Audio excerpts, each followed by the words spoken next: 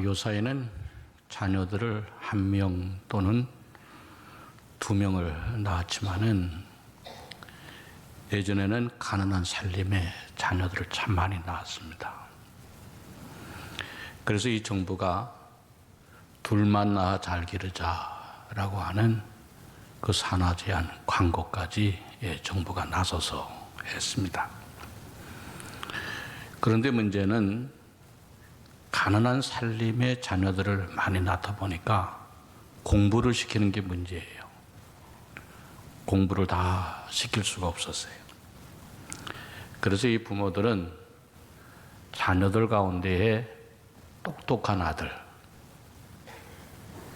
한 사람을 골라가지고 자녀들 가운데 대표로 공부를 시켰습니다. 그래서 그 아들이 잘 자라나서 다른 형제들까지 잘 돌보아 주라, 그런 의미에서 자녀 가운데 1명을 택해서 공부를 시킨 부모들이 많이 있습니다. 그 한 사람의 중요성을 부모들은 잘 알고 있었던 거예요. 오늘 성경에도 보면은 한 사람의 중요성에 대하여 말씀하고 있습니다. 한 사람이 순종하지 아니함으로 라고 하는 말은 아담의 불순종, 아담의 범죄를 얘기합니다. 선악과를 따먹지 말라 하시는 하나님의 말씀을 어기고 아담이 선악과를 따먹어 죄를 지었습니다. 또 한 사람이 순종하심으로 많은 사람이 의인이 되리라 그랬습니다. 여기에 한 사람의 순종은 예수님의 순종을 말합니다. 예수님이 십자가에 달려 돌아가심으로써 많은 사람이 의인이 되었다라고 하는 말씀입니다. 여기 되리라라고 하는 말은 예수 그리스도의 십자가의 은혜로 과거와 현재와 미래의 사람들이 의인이 될 수 있다라고 하는 말입니다. 여기서 중요한 것은 한 사람이라고 하는 숫자의 의미가 중요한 것이 아니라 한 사람으로 인하여 많은 사람이 사망에 이를 수도 있고 한 사람으로 인하여 많은 사람이 의인이 될 수도 있다라고 하는 것이 중요한 것입니다. 영국에 오래전에 로버트 모펫이라고 하는 젊은이가 있었는데 이 젊은이가 아프리카 탐험기를 읽고 마음에 감동을 받습니다. 그 아프리카 탐험기에 이런 글이 있었는데 나는 지금 고원에서 마을들을 내려다본다. 사방에는 오막살이들이 있고 그리고 마을이 있는데 거기에 연기가 피어오르고 있는데 그 모든 집, 모든 마을이 아직까지 예수님에 대하여 한 번도 들어보지 못한 사람들이요 마을이다. 누가 언제 저리로 갈꼬? 라고 하는 글을 읽고 마음의 감동을 받아요. 그것이 마음에 불이 됩니다. 그래서 그는 아프리카에 대한 비전을 품습니다. 아프리카에 가서 영혼들을 구원하리라 라고 하는 마음을 갖게 됩니다. 그래서 결국 그는 1840년에 아프리카 밀림의 한 복판으로 뛰어듭니다. 원주민들의 말을 배워가고 짐승에게 물려가며 야만인들의 습격을 받으며 배고픔에 시달리며 33년 동안 17,600km의 정글을 헤치고 다니면서 하나님의 복음을 전합니다. 1875년 5월 1일 날 그의 시체가 알라리에서라고 하는 마을에서 발견이 되게 되었을 때에 그는 기도하는 자세로 죽었습니다. 그리고 그가 써놓은 일기에는 다음번에 가서 전도할 마을에 대한 계획을 세워 놓아 있는 것을 발견했습니다. 그의 이름이 바로 리빙스턴입니다. 한 사람의 마음에 불을 품었고 한 사람이 복음의 씨앗을 뿌렸고 그로 인하여 오랜 시일에 뒤에 검은 대륙이 수많은 사람들이 수많은 부족들이 복음으로 구원을 받는 역사가 일어난 것입니다. 여러분, 한 사람이 매우 중요한 겁니다. 1645년에 올리버 크로멜이라고 하는 사람은 한 표의 차이로 영국을 다스리는 통치권을 부여받았습니다. 1649년 영국의 찰스 1세는 단 한 표 때문에 처형을 당했습니다. 1776년 미국에서는 단 한 표 때문에 국어를 독일어 대신 영어로 선택을 했습니다. 1868년에 앤드루 존슨 미국 대통령은 단 한 표 때문에 탄핵소추에서 모면하게 되었고 1875년 프랑스는 단 한 표 때문에 왕정에서 공화국으로 바뀔 수가 있었습니다. 1926년 아돌프 시틀러는 단 한 표 때문에 세계의 역사를 바꾸어 놓는 나치당을 장악할 수가 있었습니다. 여러분, 이와 같이 한 표 한 사람이 중요한 것입니다. 그렇기 때문에 하나님께서는 그 한 사람을 찾으시고 한 사람을 통해서 역사를 이루어 가시는 것을 성경은 보여줍니다. 성경을 보면 죄악으로 간영한 땅을 심판하시기 전에 노아라고 하는 한 사람을 선택을 해서 다 멸망시키지 않았습니다. 하나님은 구원의 계획을 이루어 가시기 위해서 아브라함이라고 하는 한 사람을 택하셨습니다. 흉년의 때에 모든 가족과 애굽의 백성들을 위하여 요셉이라고 하는 한 사람을 택하시기도 했습니다. 430년 동안 애굽에서 종살이 하던 이스라엘 백성들을 해방시키기 위해서 모세라고 하는 한 사람을 선택하셨습니다. 무너진 예루살렘을 성벽을 수축하기 위해서 예루살렘을 위하여서 느헤미야 선지자 한 사람을 하나님은 택하셨습니다. 나귀 뼈다귀 하나로 삼손은 1000명이나 되어는 블레셋 사람들을 무찌를 수 있었고 지팡이 하나로 모세는 홍해바다를 갈랐습니다. 마른 막대기 하나로 반석에서 물을 솟게 하셨습니다. 하나님은 지극히 평범하면서도 지극히 보잘것없는 그 한 사람을 택하여서 선한 역사를 이루어 가시는 하나님이십니다.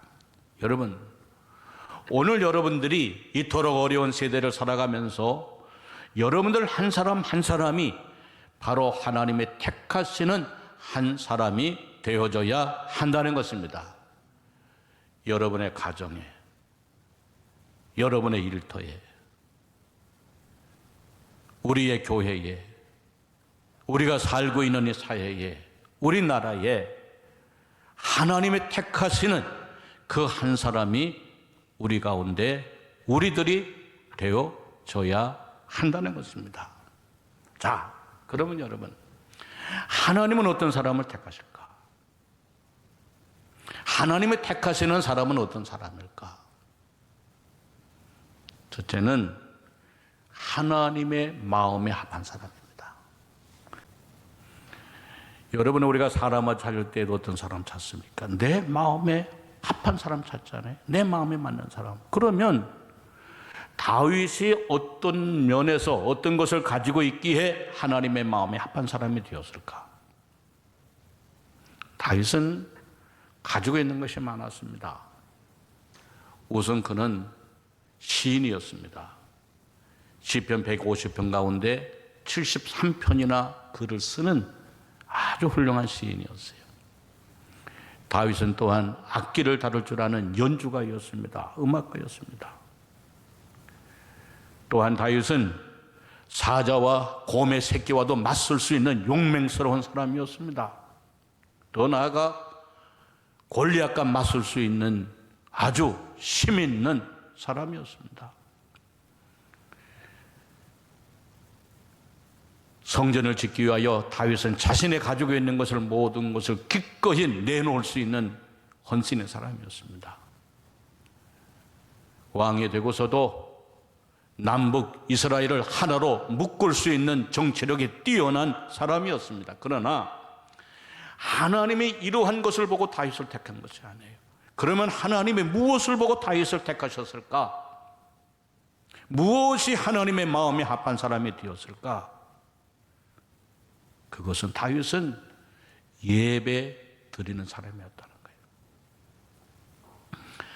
시편 150편 가운데 73편을 다윗이 기록했는데 그 시편을 쭉 읽어보면 다윗은 시간만 나면 예배드리고 시간만 나면 찬송하고 시간만 나면 기도하는 사람이었다는 거예요. 여러분, 하나님은 어떤 사람을 택하시는가? 어떤 사람을 마음에 합한 사람으로 여기시는가? 예배드리는 사람이에요. 하나님을 찾는 사람, 하나님을 경외하는 사람이에요. 그 하나님이 오늘도 하나님이 그 사람을 찾고 계세요. 그러므로 오늘 여러분들이 하나님께 예배 드리는 것을 가볍게 여기지 마시기 바랍니다. 하나님께 예배 드리는 것을 인색하게 생각하지 마시기를 바랍니다. 예배는 지음받은 인간이 창조주 하나님께, 구원받은 인간이 구원의 하나님께 드릴 수 있는 최고의 경배가 바로 예배입니다. 그러므로 하나님을 영화롭게 하는 여러분들이 되어지시기를 주의 이름으로 축원합니다. 그래서 주님의 기쁨이 되고 주님이 찾는 성도들이 다 되어지시기를 주의 이름으로 축원합니다. 둘째로, 하나님이 찾는 사람이 어떤 사람일까? 하나님이 찾는 사람은 믿고 맡길 수 있는 사람입니다. 부활하신 예수님이 갈릴리 해변에 오셔서 베드로에게 물으셨습니다. 내가 나를 사랑하느냐? 조그만 계집종 앞에서 3번씩이나 예수님을 모른다고 부인했던 베드로, 그리고 주님이 십자가에 달리자마자 갈릴리 해변으로 다가 다시금 부름받기 전에 모습 고기 잡는 업으로 돌아간 베드로에게 부활하신 예수님이 물은 거예요. 내가 나를 사랑하느냐? 내가 나를 사랑하느냐? 3번을 물었어요. 그때 베드로가 3번 물으시는 주님의 질문을 받고 근심하며 이렇게 대답을 합니다. 내가 주를 사랑하나이다. 내가 주를 사랑하나이다. 예수님이 찾으시는 사람이 누군가? 주님을 사랑하는 사람. 주님이 사랑하는 사람이 누군가? 믿음의 자리를 지킬 수 있는 사람. 믿음의 자리를 지키는 사람이 누군가? 믿고 맡길 수 있는 사람.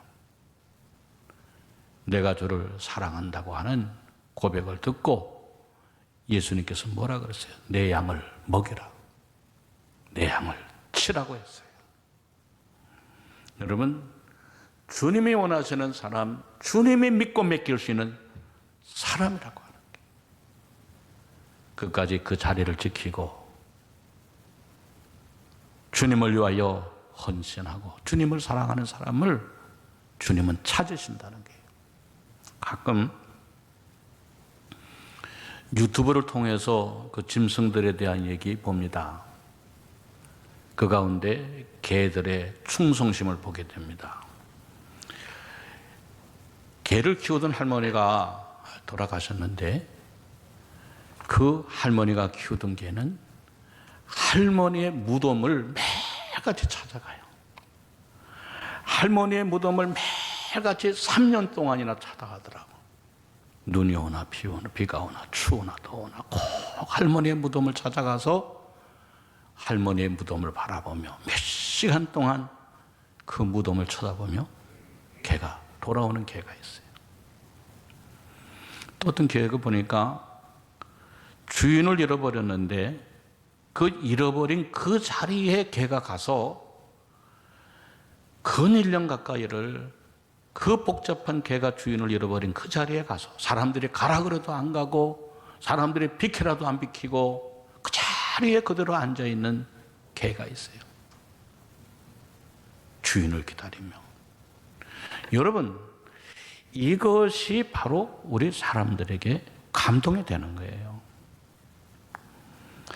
주님이 찾으시는 사람이 뭐냐? 누구냐?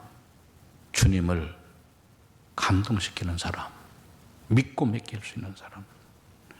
디모데전서 1장 12절에 나를 능하게 하신 그리스도 예수 우리 주께 내가 감사함은 나를 충성되이 여겨 내게 직분을 맡기심이니 그랬어요. 오늘 여러분 주님의 찾는 사람들이 되시기를 바랍니다. 내 믿음, 내 자리, 내 중심을 지키고 주님께서 부르시고 찾는 믿음의 사람들 되어지시기를 주의 이름으로 축원합니다. 세 번째로 주님을 찾으시는 사람이 어떤 사람일까? 의를 행하며 진리를 구하는 이입니다. 예레미야 5장 1절에 너희는 예루살렘 거리로 빨리 다니며 그 넓은 거리에서 찾아보고 알라. 너희가 만일 정의를 행하며 진리를 구하는 자를 한 사람이라도 찾으면 내가 이 성읍을 용서하리라. 누구를 찾는다 그랬어요? 정의를 행하며 진리를 구하는 자를 하나님이 찾으신다. 하나님이 찾으시는 사람이 누구냐? 자신의 의를 행하는 사람이 아니라 진리를 구하며 하나님의 말씀을 행하는 자를 찾으신다 그랬어요. 1902년도 우리나라 1902년도에 한국 기독교의 기념이 될 만한 세 사람이 1902년도에 태어납니다. 누군가 하면은 첫째는 한경직 목사님, 둘째는 손양원 목사님, 셋째는 유관순 열사가 태어납니다. 이분들이 다 1902년도 태어나요. 이 세 사람의 공통점이 뭐냐? 하나님을 사랑하는 사람들이에요. 어떻게 하나님을 사랑했느냐? 하나님의 공의를 행하며 진리를 구하는 사람이었다는 거예요. 어떻게 이분들을 통하여 하나님이 역사하셨느냐? 한경직 목사님을 통해서는 한국 교회가 부흥될 수 있도록 하나님이 사용하셨어요. 손양원 목사님을 통해서는 그리스도의 사랑을 세상이 알게 했어요. 유관순 열사를 통해서는 그리스도인이 나라 사랑, 민족 사랑을 실천하는 것을 보여주었어요. 이들의 공통점이 뭐냐? 하나님의 의를 행하고 진리를 구하는 사람들이었습니다. 여러분, 오늘 하나님의 찾는 사람이 누구냐? 진리를 찾는 사람. 믿음으로 어려워도 힘들어도 살려고 노력하는 사람을 하나님이 찾으신다는 거예요. 여러분, 사람이 찾는 사람이 아니라 하나님이 찾으시는 사람들 되시기를 바랍니다. 진리를 구하고 의를 행하는 사람, 하나님이 오늘도 찾고 계십니다. 여러분들 한 사람 한 사람이 바로 그 하나님이 찾으시는 사람 되어지시기를 주의 이름으로 축원합니다. 네 번째로 하나님이 찾으시는 사람이 누굴까? 기도하는 사람입니다. 여러분, 존 낙스가 스코틀랜드에서 복음을 전할 때에 그때 스코틀랜드의 통치자는 누군가 하면 메리 여왕입니다. 그런데 이 메리 여왕은 가톨릭 신자고 낙스는 개신교죠. 메리 여왕 가톨릭 신자이기 때문에 지독히도 개신교를 미워했습니다. 박해하고 미워하고. 그러자 마지막에는 이 메리 여왕이 개신교 신자들을 다 죽여라 그랬어요. 이게 말이 됩니까? 그 말을 듣고 존 낙스는 자기 서재에 들어가 피를 토하며 기도했어요. 서재의 문을 열어놓고 메리 요항이 살고 있는 왕궁을 바라보면서 하루에 수시간씩 피를 토하며 하나님께 기도해서 하나님이여 스코틀랜드를 내게 주십시오. 아니면 제 생명을 거두가십시오 라고 기도했어요. 그런데 그 후에 얼마 지나지 않아 놀라운 일이 생겼는데 메리 여왕이 병이 들었어요. 그리고 죽게 됩니다. 그래서 그 일이 성사되지 못합니다. 그때 메리 여왕이 죽기 전에 이런 고백을 합니다. 존 낙스의 한 사람의 기도가 100만 대군보다 무섭다라고 하는 고백을 하고 그는 죽습니다. 한 사람의 기도가 100만 대군보다도 무섭다.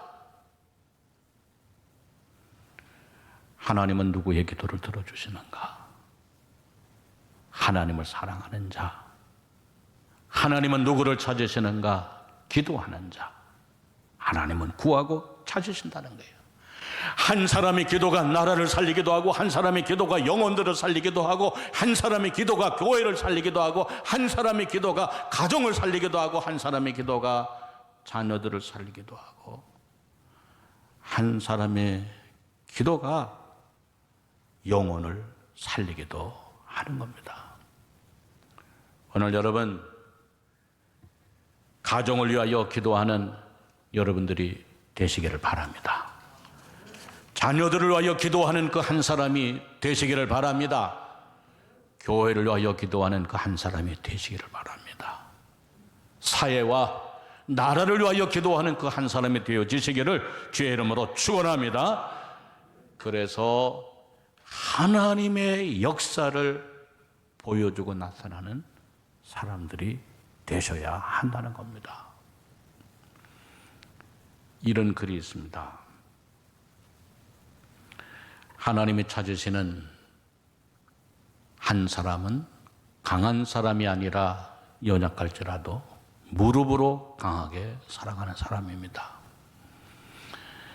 하나님이 찾으시는 한 사람은 사람에게 착하다고 칭찬받는 사람이 아니라 하나님께 칭찬 들을 만한 착한 사람입니다. 하나님이 찾으시는 한 사람은 능력 있는 사람이 아니라 무능력함을 인정하며 주님께 능력을 구하는 사람입니다. 하나님이 찾으시는 한 사람은 시대에 감각 있는 사람이 아니라 하나님의 말씀에 감각 있는 사람입니다. 하나님의 찾으시는 한 사람은 유명하고 성공한 사람이 아니라 무명하지만 하나님께 인정받을 수 있는 사람입니다. 하나님이 찾으시는 한 사람은 학식이 높고 덕망 있는 사람이 아니라 무식할지라도 모든 사람에게 덕을 끼치는 사람입니다. 하나님의 찾으시는 한 사람은 부하거나 거만한 사람이 아니라 가난하지만 모든 사람에게 겸손한 사람입니다. 하나님의 찾으시는 한 사람은 똑똑하고 잘난 사람이 아니라 부족해도 그리스도의 의를 드러내는 사람입니다. 하나님의 찾으시는 한 사람은 거짓으로 점철된 부정직한 사람이 아니라 나침반처럼 삶에 분명하며 정직한 사람입니다.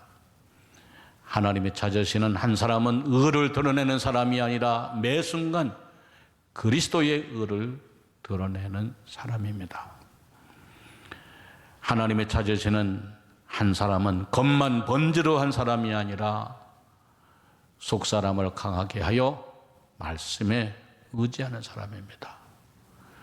하나님의 찾으시는 한 사람은 처지나 환경에 불평하는 사람이 아니라 환경을 딛고 그리스도를 바라보며 감사하는 사람입니다.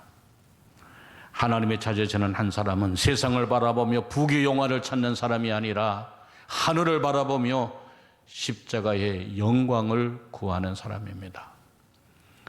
하나님이 찾으시는 한 사람은 자신을 위해 사는 사람이 아니라 구원자 예수 그리스도를 위하여 살아가는 사람입니다. 하나님은 오늘도 찾으십니다. 공의를 행하며 진리를 찾아 구하는 한 사람을, 바로 그 한 사람이 오늘 나와 당신이기를 바랍니다. 오늘 여러분, 그 사람이 여러분들이 되어지시기를 주의 이름으로 축원합니다.